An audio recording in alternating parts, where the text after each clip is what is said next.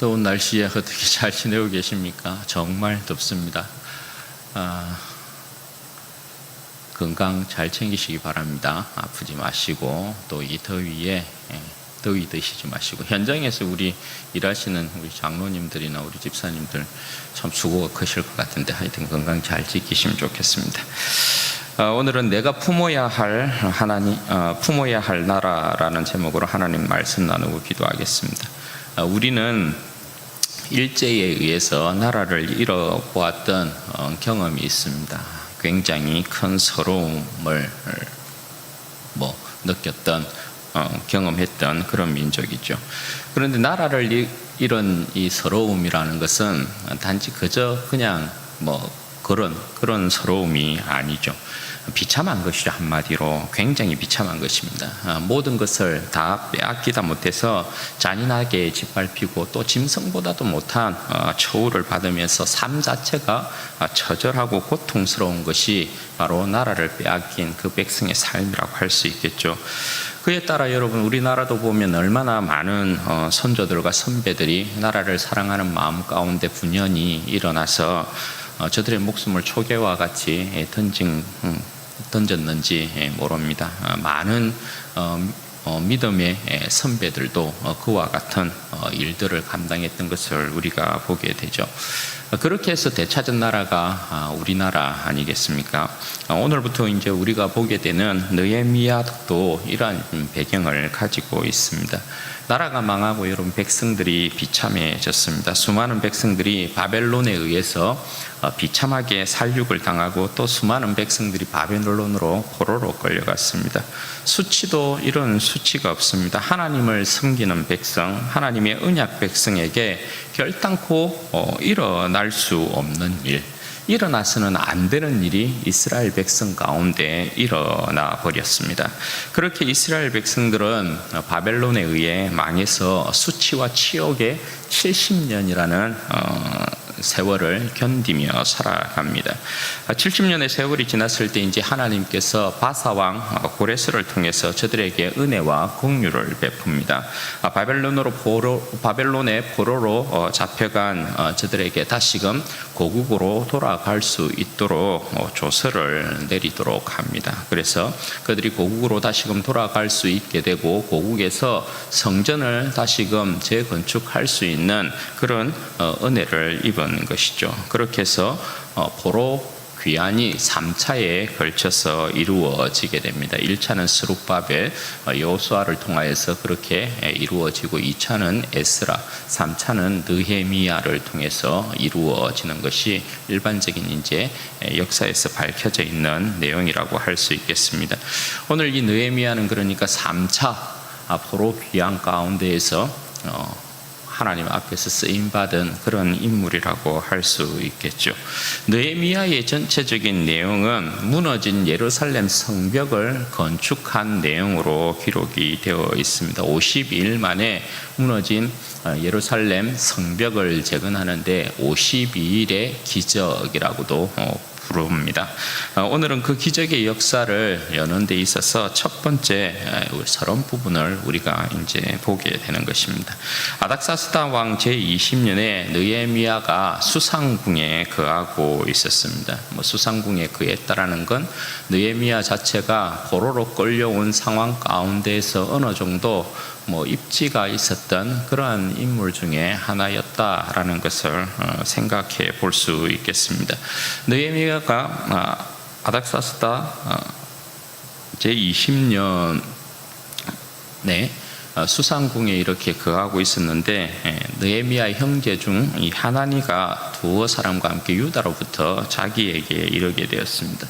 느헤미야가 고향 소식이 이제 궁금했던 것이죠. 그래서 2절 말씀에 보면 내가 그 사로잡힘을 면하고 남아있는 유다와 예루살렘 형편을 물었다, 그렇게 기록을 하고 있습니다. 그러니까 지금 여러분 이 표현에서 알 수 있는 게 뭡니까? 사로잡힘을 면하고 라는 이 표현을 사용하는 것은 그저 타향살이에 있어서 고향이 생각나서 고향의 안부를 물어보고 있는 것이 아닙니다. 여기엔 언약 백성으로서, 하나님의 백성으로서의 아픔과 그 부끄러움이 여기에 묻어 있는 것입니다. 부끄러움과 수치심 그리고 책임감이 오늘 여기에는 묻어 있는 것입니다.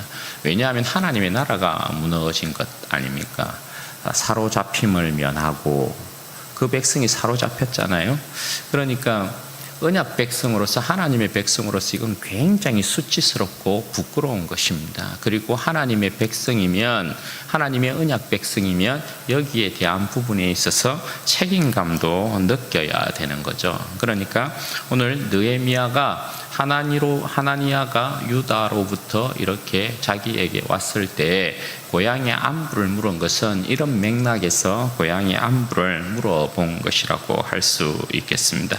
느헤미야의 물음에 대해서 이제 하나니가 어떻게 대답을 하냐 3절 말씀해 보시면 그들이 내게 이르되 사로잡힘을 면하고 남아있는 자들이 그 지방 거기에서 큰 환난을 당하고 능욕을 받으며 예루살렘 성은 허물어지고 성문들은 불탔다 하는지라. 여러분 굉장히 아프고 괴로운 일이 벌어졌습니다. 비참하고 참담한 일이 벌어진 것이죠. 하나님의 이름으로 일컫는 백성, 하나님께서 택하신 백성, 언약 백성의 영광을 누렸기에 이처럼 처절함은 더 아프다 할 수 있겠습니다. 이 일이 일어난 것 자체가 사실 이스라엘의 역사에 있어서는 말이 되지 않는 역사라고 할 수 있습니다. 여러분 어떻게 예루살렘 성이 무너지고 어떻게 그 성문들이 불탈 수가 있습니까? 이 일이 여러분 어떻게 가능합니까? 예루살렘 성은 하나님의 도성이잖아요. 하나님의 도성이어서 예루살렘 성이라는 것은 그 상징적인 의미가 그 견고함이 하늘에 닿아 있다는 거거든요. 그래서 그 누구도 허물 수 없어요.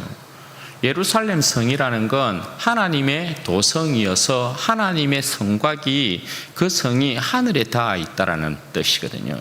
그러니까 그 누구도 무너뜨릴 수 없는 영광스러운 하나님의 도성, 그것이 바로 예루살렘이에요. 그런데 여러분 어떻게 예루살렘 성이 무너질 수 있냐 말이에요. 그리고 그 성문들이 어떻게 불탈 수 있냐 말이에요. 성문은 왕이 출입하는 그 영광을 상징하는 것 아니겠어요? 그럼 여러분 이건 뭘 이야기하는 거겠어요?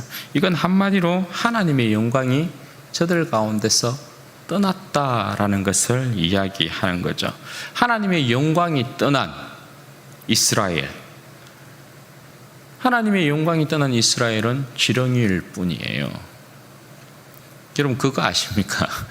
제가 그 밑에 어제 식당에 내려가서 깜짝 놀랐는데 지렁이들이 얼마나 많이 올라와서 죽어 있는지 모르겠어요. 제가 그거 쓰레바지로 이렇게 가가지고 막 말라 비틀어진 거 10마리도 더 이렇게 막 지금 그렇게 해놓은 것 같아요. 지렁이는 여러분 보잘것없거든요. 그러니까 여러분 어때요? 거기에 사로잡힘을 면하고 남아있는 사람들이 환난을 당하고 능력을 당할 수밖에 없는 거예요. 그거 자체가 그러니까 비참한 것이란 말입니다. 따라서 여러분 느헤미야가 이 소식을 듣고 보이고 있는 모습이요. 4절에 보면 여러분 어떻게 이야기합니까? 내가 이 말을 듣고 앉아서 울고 수일 동안 슬퍼하며 하늘의 하나님 앞에 금식하며 기도하여. 그럼 느헤미야가 하나님으로부터 들은 이 비참한 소식을 가지고 어떻게 여러분 하고 있습니까? 금식하며 하나님 앞에 울며 기도하고 있다라는 겁니다. 왜 그럴까요? 느헤미야가 왜 처참한 이 소식을 듣고 하나님 앞에서 금식하며 울며 기도하기 시작했을까요? 그건 다른 이유가 아니죠. 이스라엘 백성의 회복의 첫 걸음, 첫 출발은 여러분 뭐예요? 기도하는 것부터 시작하기 때문에 그래요. 언약 백성이란 주의 이름으로 부름을 받았고 주의 이름으로 일컬음 받는 백성이란 말입니다. 따라서 여러분 주의 백성들이 주님의 얼굴을 구하고 주님의 은혜를 구하는 것이 하나님의 나라와 언약 백성의 영광을 회복하는 첫 출발점이라고 할 수 있는 것이죠. 그래서 느헤미야는 금식하며 기도하기 시작했다라는 것입니다. 여러분 이거 굉장히 중요한 것입니다. 언약 백성이 처참함을 당했을 때 가장 먼저 반응해야 되는 게 바로 이거예요. 기도하는 것마저 언약 백성이 처참함 가운데서 기도하는 이 반응조차 보이지 않는다. 그건 완전히 죽은 거예요.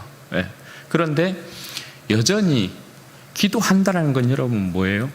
살아있다라는 거예요. 여전히 소망을 가지고 있다라는 거예요. 소망이 있다라는 거예요. 누구한테 기도하기 때문에 그런 것입니까? 하늘의 하나님께 기도하기 때문에 그렇다라는 것입니다. 느헤미야가 그러면 어떻게 하나님 앞에 기도하고 있느냐? 5절에서 11절까지의 내용이에요.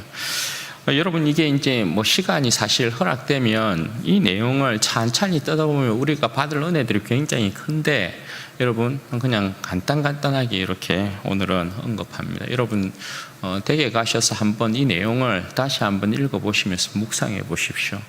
우리가 이 부분을 통해서 얻어야 될, 교훈받아야 될, 또 받을 은혜가 굉장히 여러분 많습니다. 여기에서는 간단하게 이제 언급하겠는데, 첫 번째 세 부분으로 나눌 수 있겠습니다. 첫 번째, 느헤미야가 어떻게 기도하냐면, 첫 번째는 회개 기도입니다. 6절에서 7절 말씀인데, 회개 기도를 여러분 어떻게 하고 있습니까? 자신과 조상 그리고 이스라엘 백성의 죄를 놓고 기도하고 있어요. 느헤미야가 뭐 다니엘도 그렇지만 기도할 때 보면 항상 자신과 그 조상, 그 이스라엘 백성들의 죄를 놓고 전부 기도합니다. 왜 그렇게 기도를 하느냐? 왜 그럴까요? 수상궁에 있습니다. 느헤미야도 그러하고 뭐 다니엘도 그 시대에 그러하고, 이들은 어쨌든 이방의 포로로 끌려왔었어도 어느 정도 뭐 그 사회에 있어서는 어느 정도 누리며 살 수 있는 위치에 있었던 그런 사람이라고 할 수 있어요. 그럼에도 불구하고 그들의 잘남을 절대 자랑할 수 없죠. 다니엘이 뭐 총리 중에 총리여도 절대 그 자신을 자랑할 수 없어요. 왜 그렇습니까? 이스라엘 백성은 언약의 땅인 가나안 땅에서 쫓겨났다, 가나안 땅에서 멀리 떨어진 이방의 땅으로 갔다. 그건 전부 여러분 뭐예요? 부정한 거예요. 부정한 거고, 그것 자체가 여러분 뭐예요? 하나님 앞에서 죄예요. 왜냐하면 더욱이 이 백성들은 포로로 끌려간 거지 않습니까? 잘못해서 그 땅과 하나님의 도성이 무너지고 그들이 끌려갔단 말입니다. 그러니까 이방 땅에서 그들이 아무리 잘나도 이 사람들은 여러분 뭐예요? 부정한 사람들이에요. 하나님 앞에서 죄를 고백할 수밖에 없는 그러한 사람들이란 말입니다. 그러니까 느헤미야가 그 자신 그리고 그 조상 이스라엘 백성들의 모든 죄를 가지고 하나님 앞에 기도하는 거예요. 개인의 기도뿐만 아니라 공동체를 놓고 기도하는 이유가 뭐예요? 언약 백성이기 때문에, 한 백성으로 부름받았기 때문에 그래요. 이스라엘이라는 아브라함을 통한 언약 백성으로 하나님께서 그들을 조성한 거잖아요. 한 혈통이란 말입니다. 그래서 깨어있는 사람의 특징들이라는 건 그런 거예요. 하나님 앞에 기도할 때 그 자신만의 어떤 영광과 그 자신만의 어떤 복을 위해서 기도하지 않는다라는 거예요. 더욱이 공동체가 하나님 앞에서의 어떠한 불행한 일들을 당하고 있을 때, 형벌을 받고 있을 때, 징계를 당하고 있을 때 어떻게 해야 된다는 거예요? 그 자신과 공동체를 위해서 기도해야 한다는 것이죠. 그러니까 느헤미야가 언약 공동체이기 때문에 자신을 비롯하여서 그 조상들 그리고 이스라엘 백성들의 죄를 놓고 하나님 앞에 기도하고 있는 거예요. 그러니까 중요한 건 여러분 뭡니까? 공동체의 삶이 무너졌어요. 그래서 환란이 닥쳤어요. 힘들고 어려운 삶에 놓였어요. 어떻게 해야 된다고요? 반드시 첫 번째 해야 할 것이 기도함으로 나아가서 하나님 앞에 회개하는 거예요. 회개가 여러분 절대 중요하죠. 하나님 앞에 죄를 회개하고 자신의 죄를 회개한다는 건 돌이키겠다라는 것이지 않습니까? 거기에 소망이 있는 거거든요. 일단 죄를 고백하면서 잘못을 고백하면 무엇을 잘못했는지에 대한 부분을 명확하게 해야 되죠. 잘못을 고백했다라는 건 여러분 뭡니까? 다시는 그러한 행동을 하지 않겠다라는 거잖아요. 반성한다라는 거잖아요. 과거사가 여러분, 과거사의 문제가 해결되지 않는 부분을 왜 여러분 집요하게 이걸 걸고 넘어집니까? 여러분, 미래가 중요하지 않아서가 아니죠. 과거를 반성하지 않는다는 건 특히 저 이웃나라라고 하는 저 일본이 과거를 반성하지 않는다는 건 여러분 뭐예요? 내가 잘못 안 했다라는 거잖아요. 그 악한 짓을 하고도 잘못을 안 했다라는 거거든요. 잘못을 안 했는데 여러분 반성을 안 하면 그 짓이 미래에 있어서도 여전히 뭐예요? 일어날 수 있는 일이라는 거거든요. 정당성을 가지고 일어날 수 있는 일이라는 거거든요. 과거를 반성한다는 건 뭐예요? 잘못했습니다라는 건 뭡니까? 다시는 그런 짓 하지 않겠습니다라는 거잖아요. 그래서 그게 중요한 거죠. 하나님 앞에서 죄를 회개한단 말입니다. 잘못했습니다, 우리가. 그 고백은 여러분 뭡니까? 다시는 그런 짓 하지 않겠습니다, 이런 거예요. 그죠? 그래서 여러분, 하나님 앞에 회복을 위한 기도를 할 때 가장 중요한 것은 회개예요. 예. 하나님 정말 잘못하였습니다. 하나님 앞에서 하나님의 마음을 어떻게 아프게 해드렸는가, 하나님의 마음을 어떻게 내가 상하게 만들었는가, 거기에 대한 아픔이 있어야 돼요. 예. 그게 하나님의 백성, 하나님의 백성으로서 살아있다라는 표인 거거든요. 감각이 없으면 하나님 앞에 회개하지도 않습니다. 죄를 죄로 여기지도 않습니다. 자신의 처지와 형편의 공동체 생각하지도 않습니다. 나만 잘 먹고 잘 살면 그만인 거죠. 네. 느헤미야가 충분히 그럴 수 있습니다. 그런데 언약 백성으로서는 그가 가지고 있는 정체성으로서는 그렇게 할 수 없다라는 거거든요. 그래서 그 비참한 상황을 놓고 하나님 앞에 기도하면서 울며 기도할 때 회개부터 하는 것입니다. 그리고 두 번째 회복입니다. 8절에서 10절인데요.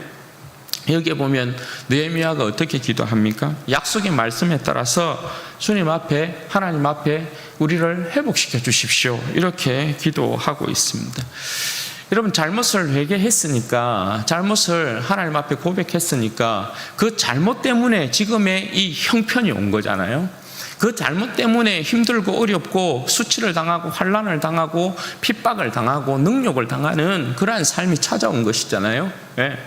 잘못을 했기 때문에 이방 땅에 끌려와서 지금 그런 상황을 맞이하고 있는 것 아니겠어요? 잘못을 회개했어요. 그렇게 하지 않겠습니다. 그럼 여러분 어떻게 해요?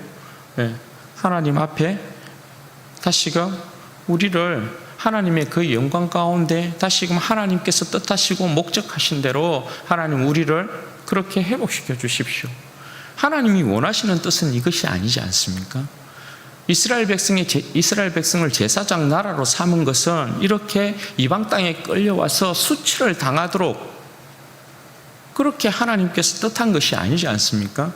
여러분, 이방 땅으로 끌려온 그 백성을 통하여서 어떻게 하나님의 영광을 보겠어요? 크고 두려우신 하나님의 영광을 이방의 백성들이 보겠습니까? 너희의 잘난 신 누구냐? 하나님이십니다. 하나님이 어떤 분이냐? 하늘에 계신 분이십니다. 크고 두려우신 놀라우신 하나님이십니다. 그분이 천지 만물을 지으신 하나님이십니다. 그래, 니나 잘 믿어라. 그렇게 하지 않겠어요? 네 하나님이 그러면 너희들을 버려서 이 꼴이 된 거냐? 뭐라 말하겠어요? 말할 수가 없는 거죠. 네. 그러니 여러분 어떻게 해요? 잘못을 회개하고 하나님 다시금 회복시켜 주십시오. 이 회복은 결국 여러분 무엇을 위한 것입니까? 이스라엘 백성이 제사장 민족으로 온전히 회복이 되어야 하나님의 영광 또한 찬란하게 빛나게 되는 것이죠. 네. 그래서 회복을 놓고 기도하는 거예요. 하나님이 얼마나 좋으신 분이시냐.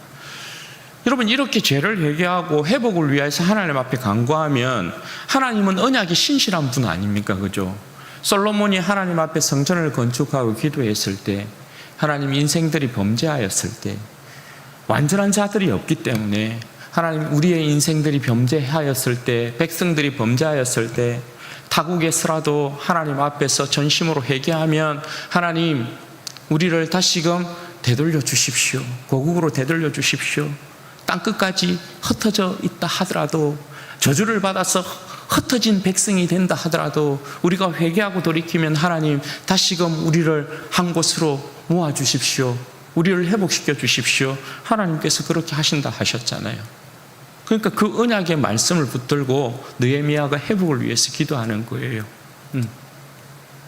하나님은 언약이 신실하신 분이시니까 우리가 돌이키겠습니다 라고 하면 하나님께서 다시금 그 백성을 회복시켜 주신다 말씀하셨기 때문에 그래요. 그래서 그 언약의 말씀을 붙들고 회복을 위해서 기도하고 있어요. 그리고 세 번째요, 은혜를 입게 하옵소서 이거예요. 11절 말씀에 보면 느헤미야가 그렇게 이제 기도하고 이 사람 앞에서 은혜를 입게 하옵소서 아닥사스다 왕을 이야기하거든요. 여기에 보면 그 은혜를 입게 하옵소서 이렇게 기도한단 말입니다.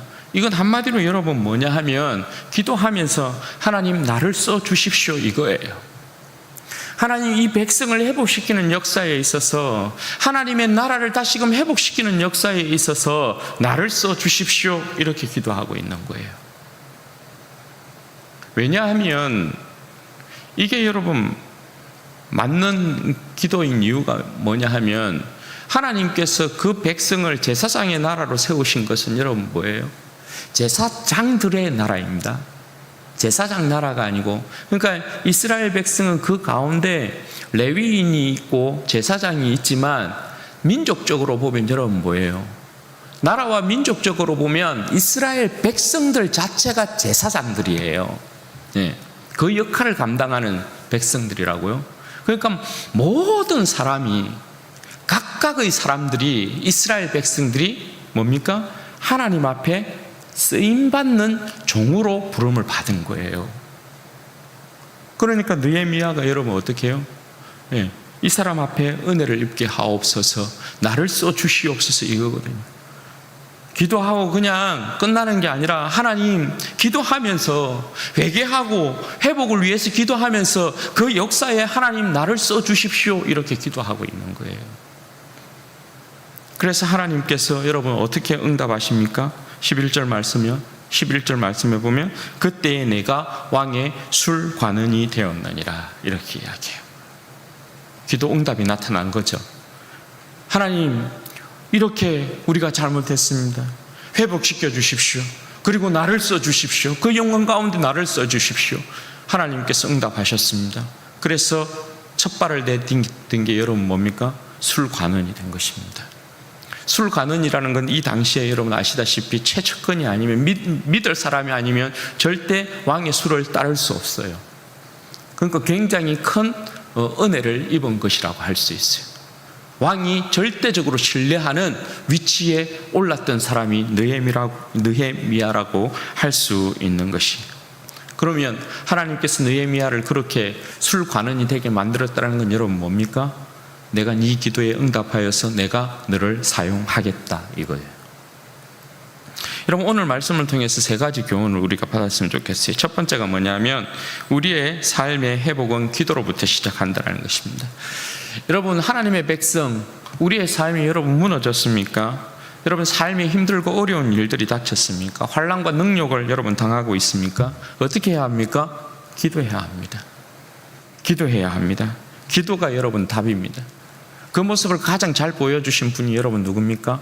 주님이십니다. 우리 주님, 우리 예수님께서 이 땅 가운데 오셔서 그 제자들에게, 그 백성들에게 끊임없이 여러분 보여주신 모습이 여러분 뭡니까? 기도하는 모습이셨어요. 특별히 누가복음은 인자이신 주님께서 얼마나 아버지를 의지하면서 기도했는가에 대한 모습을 너무나 잘 보여줘요. 아무리 작은 일이라도, 아무리 큰 일이라도 주님은 항상 아버지 앞에 기도하는 모습을 보여주셨어요. 그러므로 여러분 우리도 주저 말고 아버지 앞에서 기도해야 된다는 것입니다. 왜요? 기도가 여러분 우리의 영혼을 살립니다. 기도가 여러분 우리의 인생을 살립니다. 여러분 기도가 우리 교회를 살립니다. 기도가 여러분 나라를 살립니다. 기도가 여러분 결국은 생명을 살리는 것입니다.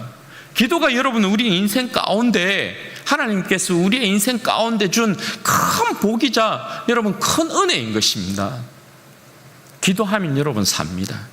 아무리 우리의 삶이 밑바닥으로 내려가 있어도 진토에서부터, 수렁에서부터 우리를 건지시는 분 누굽니까? 우리 하나님이시잖아요. 성경에 여러분 역사를 보면 전부 저 밑바닥에 주저앉았던 인생들이 하나님 앞에 기도하기 시작하잖아요. 기도함을 통하여서 전부 여러분 어떻게 돼요? 인생이 역전이요. 요셉도 그러고 한나도 그러하고 마리아도 그러하고, 그 어떤 인생이든지 밑바닥에 앉아있는 인생 가운데 기도한 인생들이 전부 여러분 어떻게 해요? 인생의 역전을 맛봐요. 그러므로 여러분 우리는 기도해야 해요. 우리의 삶에 그 어떤 문제들이 닥칠 때 우리는 여러분 어떻게 해요? 무조건 겸손하게 주님 앞에 나아가야 돼요. 왜냐하면 우리의 삶은 하나님 안에 있어요. 내 삶을 이렇게 두시는 분도 하나님이고 이렇게 두시는 분도 하나님이에요. 내 삶을 낮추시는 분도 하나님이시고요, 내 삶을 높이시는 분도 하나님이시라고요. 그러면 낮추시면 낮추심 가운데 하나님께서 나로 하여금 기도하게 만들어서 이 자리 가운데서 하나님의 어떠한 생명의 역사를 일으키려고 하는 하나님의 뜻과 계획이 있는 거고, 높이면 높인 자리에서부터 하나님께서 또 우리를 통한 하나님의 그 역사, 하나님의 뜻과 계획이 있단 말이에요. 그러니까 주의 백성들은 어떻게 해요? 기도해야 돼요. 기도가 여러분 답이다라는 거예요. 우리의 삶의 회복은 무조건 기도로부터 시작한다. 여러분 기억하셔야 돼요. 그리고 두 번째, 우리가 품어야 될 나라는 하나님의 나라다라는 것입니다. 여러분, 느헤미야가 왜 금식하며 기도했다고요? 그 백성의 무너짐이요.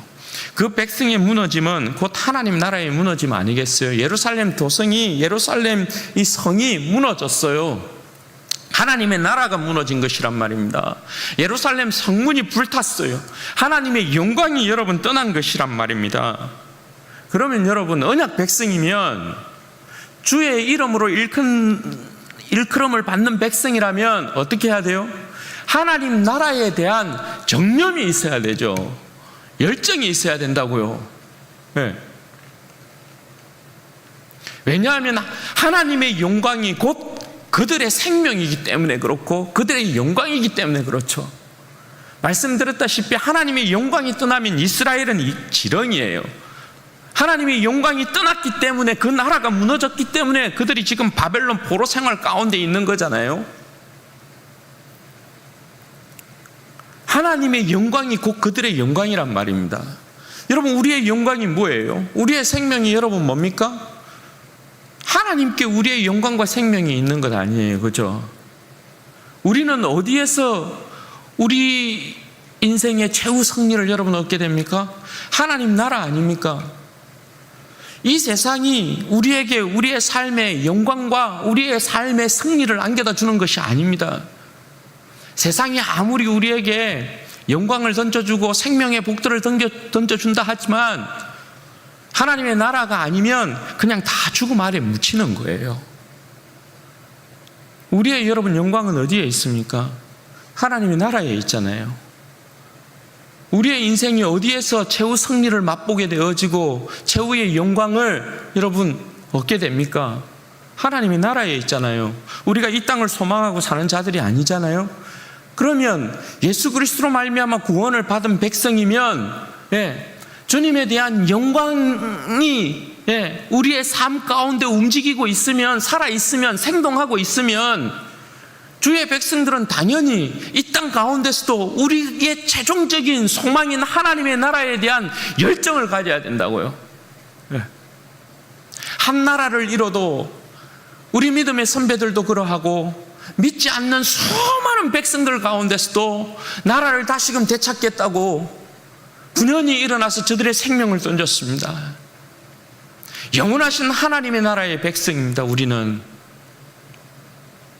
여전히 여러분 이 세상이 주님의 영광을 대적하고 예수 그리스도의 이름을 가벼이 여기고 예수 그리스도의 구원을 우습게 여기지 않습니까? 얼마나 여러분 타락한 문화들이 절비합니까? 왜 그 속에서 하나님의 백성들은 같이 즐기면서 웃고 즐기며 세상 가운데에서 그렇게 휩쓸려 가고 있는지 모르겠어요. 여러분, 하나님의 나라에 대한 정념으로 가득 찬 백성들은 세상의 그러한 타락의 모습들을 보고 가슴 아파합니다. 가슴 아파합니다. 가슴 아파합니다. 가슴 아파해야 합니다. 하나님의 나라에 대한 열정을 주의 백성들이 좀 품어야 합니다. 이 시대에 백성들은 정말 하나님의 나라에 대한 정념을 여러분 품어야 합니다. 한 인터뷰에 보니까 러시아 병사가 말입니다. 지금 우크라이나하고 싸우고 있잖아요. 이 권세거든요. 이 못된 권세거든요. 못된 권세에 의해서 여러분 징집을 하면, 징집령을 내리면 다 어쩔 수 없이 끌려와야 되잖아요. 그런데 한 이제 군인으로 이렇게 징집을 당해서 끌려가는 병사가 갓 결혼을 한 것 같아요. 인터뷰를 하는데 나는 아무도 죽이고 싶지 않다, 이렇게 고백했어요. 그 인터뷰를 보는데 너무 이제 제가 막 열이 받치는 게, 이 푸틴 이 욕도 나오고, 젤렌스키 이, 여러분 저것들이 뭔데? 그 처참히 여러분 죽어가는 그 청년들의 모습을 한번 보십시오.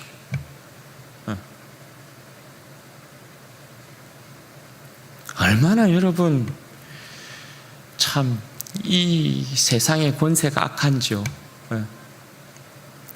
하나님의 나라가 아니면, 예수 그리스도의 십자가의 사랑이 아니면 인류를 하나 되게 할 수 있습니까? 이 악한 권세들이 이 사람들을 전부 그냥 생명이 아무것도 아닌 것처럼, 그런데 사실 그 어떤 생명도 소중하지 않는 생명은 없잖아요.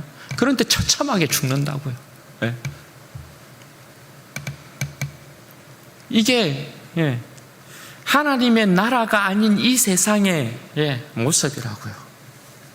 그러면 여러분, 이 좀 병들고 멍들어 있는, 신음하고 있는 이 세상의 모습을 누가 아파해야 합니까?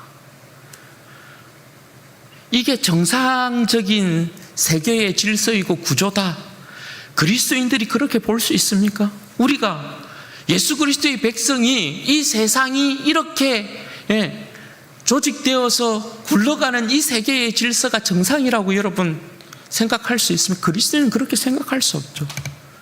이게 다 하나님의 나라가 이 땅 가운데 임하지 않는 하나님의 나라로 인하여서 죄의 권세가 여전히 왕노릇하고 있는 이 세계의 이 모습, 여러분 하나님께서 그렇게 처참하게 죽어가는 그 백성들의 모습을 보고 기뻐하실까요? 그러지 않을 거라고 봐요. 그러면 여러분, 이 세계를 아파할 수 있는 유일한 사람은 누구냐면 하나님의 백성이거든요. 주님의 백성이거든요. 그냥 막 이 세계를 따라서, 이 세상을 따라서 흥청망청 그렇게 살아가야 될 우리의 인생이 아니란 말입니다. 하나님의 나라를 좀 가슴에 품고 하나님의 나라가 임하기를 소망하고, 죄와 사망의 권세 가운데에서 무백성들이 구원받게 되어지는 그 좀 영광스러운 하나님의 나라를 꿈꾸어야 되는 것이 주님의 백성의 모습이란 말입니다. 주님께서 여러분 이 땅 가운데 오셔서 하나님의 나라를 위해서 보이신 열심이, 특심이 그것 아닙니까? 하나님의 온전한 새로운 나라를 만들기 위해서, 그죠? 성전에서 그 환한 모습들을 보이시면서 다 뒤집어 엎고 내어 쫓고, 그런 여러분 주님의 나라에 대한 열심, 특심, 이게 필요하다고요. 이 시대에 여러분 주의 백성들에게 필요한 모습이라고요. 그게요. 저도 그러하고 여러분들에게도 그러하고. 그렇잖아요. 하나님의 나라에 대한 여러분 열심이 있으세요? 그리고 세 번째요, 기도하는 자가 쓰임받는다라는 것입니다. 느헤미야의 기도요, 한마디로 요약하면 그거거든요. 자복하고 회개합니다. 주님, 나를 써주십시오. 이거거든요. 여러분, 이때 느헤미야 나이가 여러분 얼마 정도 되는 줄 아십니까? 놀랍게도 여러분, 이때 느헤미야 나이가 고령입니다. 굉장히 고령입니다. 100세 전후 왔다 갔다 합니다. 그냥 이렇게 따져보면, 이 나이를 따져보면 에스라도 그러하고 느헤미야도 그러하고, 이때 여러분 성벽을 재건하는 이 일에 있어서 느헤미야의 이 나이가 굉장히 많습니다. 네. 적게 잡아도 그냥 100세 가까이 돼요. 네. 굉장히 고령입니다. 그러니까 갈렙보다 더하다라고 할 수 있는 거죠. 그럼에도 여러분 뭐예요? 기도하면서 주님 나를 써주십시오 이거예요. 주님 나를 써주십시오. 여러분, 여기에서 느헤미야를 통해서 우리가 받는 도전은 여러분 뭡니까? 하나님께서 결국은 기도하는 자를 사용하시거든요. 예. 이게 뭐냐면 부름받았으면 쓰임받아야 된다는 것입니다. 하나님의 부름엔 반드시 여러분 사명이라는 게 따라옵니다. 사명이라는 것이. 하나님의 부름엔 그저 그 부름에 그냥 딱 끝나는 일이 없어요. 하나님의 부름엔 반드시 사명이 따라옵니다. 사명이. 하나님이 왜 부르셨느냐? 여러분, 개인이든 나라든 한번 보십시오. 아브라함을 부르신 하나님 불렀죠. 부르신 하나님께서 거기에서 끝납니까? 네, 아닙니다. 아브라함의 부르면 사명이 따라옵니다. 이스라엘을 하나님께서 부르신 건 거기에 따른 사명이 따라오는 것입니다. 우리를 하나님의 백성으로 불렀습니다. 교회로 불렀습니다. 그러면 거기에 뭐가 따라온다고요? 사명이 따라옵니다. 사명이.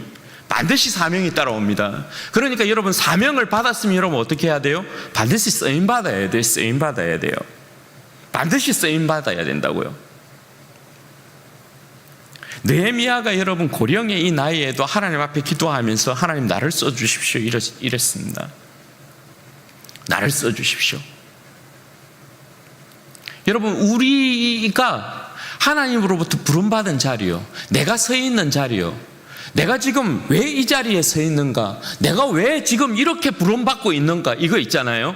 네? 이걸 여러분 어떻게 해석해야 합니까?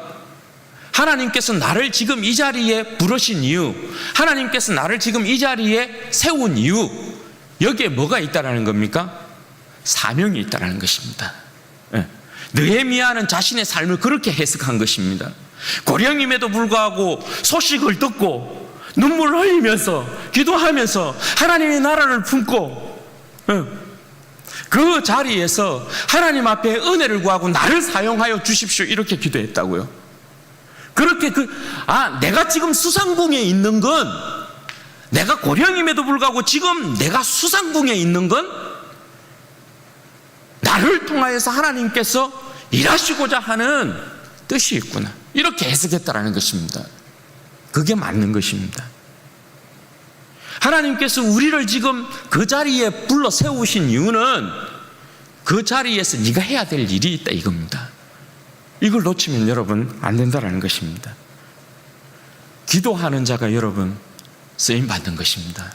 하나님 나를 써주십시오. 네. 하나님은 기도하는 자를 또한 사용하십니다. 끝까지 그래서 우리의 삶이 주님 앞에서 아름답게 쓰임받는 그러한 삶이 되기를 바랍니다. 주님 나를 써주십시오. 주님의 영광스러운 교회를 회복하는 일에 있어서 주님께서 그렇게 쓰임받았던 것처럼 하나님 이 마지막 주자로서 제가 그렇게 쓰임받는 인생이 되게 해주십시오. 주님의 영광스러운 교회를 일으킴에 있어서 내가 쓰임받는 인생이 되게 해주십시오. 목사로서, 장로로서, 권사로서, 집사로서 내가 그 자리에서 쓰임받게 해주십시오. 여러분, 이 기도가 필요한 것입니다. 그러면 반드시 기도하는 그 사람을 통하여서 주님께서 주님의 영광을 드러내실 줄로 믿습니다. 그렇게 영광스럽게 쓰임받는 우리 모든 진주언약교회 성도들 되시기를 주님의 이름으로 축원드립니다. 아멘. 여러분 같이 한번 기도하도록 하겠습니다. 이 시간에 기도할 때 그렇게 기도하십시다. 하나님, 내 삶에 늘 주님과 주님 앞에서 기도하는 삶이 될 수 있도록 내 삶을 붙들어 주시기를 원합니다. 큰 일이든 작은 일이든 어떤 일이든지 간에 내 삶의 회복은, 내 삶은 기도로부터 시작된다. 하나님, 늘 깨어서 기도하는 인생 되어질 수 있도록 도와주십시오. 하나님 또한 이 인생이 기도함을 통하여서 끊임없이 하나님의 나라를 가슴에 품는 인생이 되어지게 하여 주십시오. 주님의 교회를 가슴에 품는 인생이 되게 하여 주시옵소서. 하나님, 내가 여기 있습니다. 하나님께서 나를 이 자리에 불러 세우신 이유, 하나님께서 나를 이 자리에 두신 이유는 하나님께서 나를 사용하시기 위함인 줄로 믿습니다. 하나님, 내가 여기 있습니다. 나를 사용하여 주옵소서. 주님의 영광스러운 교회를 일으킴에 있어서, 하나님 새로운 부흥을 일으킴에 있어서 내가 여기 있사오니 나를 사용하여 주시옵소서. 우리 주여 한번 부르짖고 기도하십시다. 주여, 영광이